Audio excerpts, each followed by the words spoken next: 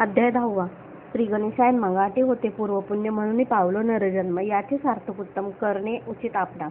ऐसा मनी करुणी विचार आरंभिले स्वामी चरित्र, ते शेवटासी नेणार.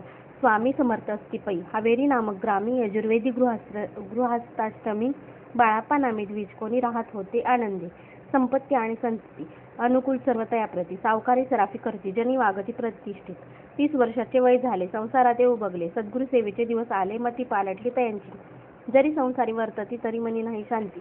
योग्य सद्गुरु आपणा प्रती कोठे आता भेटेल. पंचपक्वान्नी सुवर्ण ताटे भरून आपणा पुढे येती, पाहून या स्वप्नी ऐशा गोष्टी उल्हासले मानस. तात्काळ केला निर्धार, सोडावे सर्व घरदार.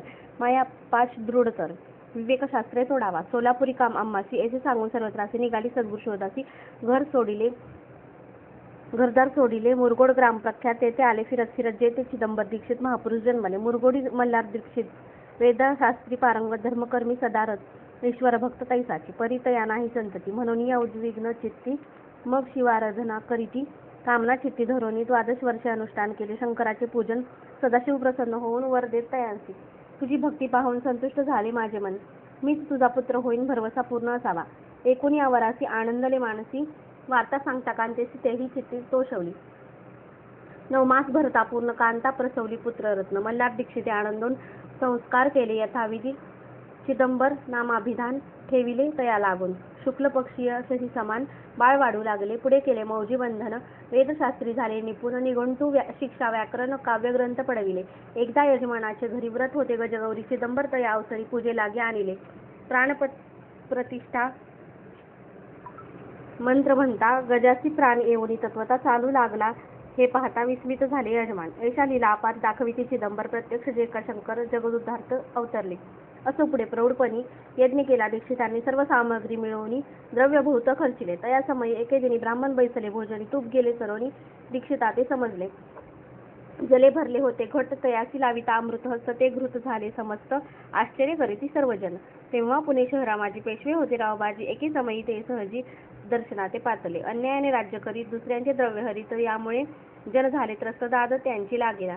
तयांनी हे ऐकून मुरगोडी आले धावून, म्हणती दीक्षितांसी सांगून दाद आपली लावावी.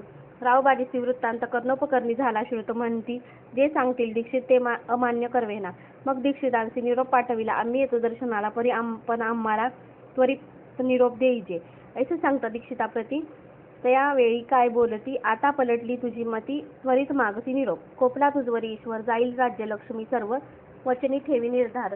निरोप तुझला दिला असे, सिद्धवाक्य सत्य झाले.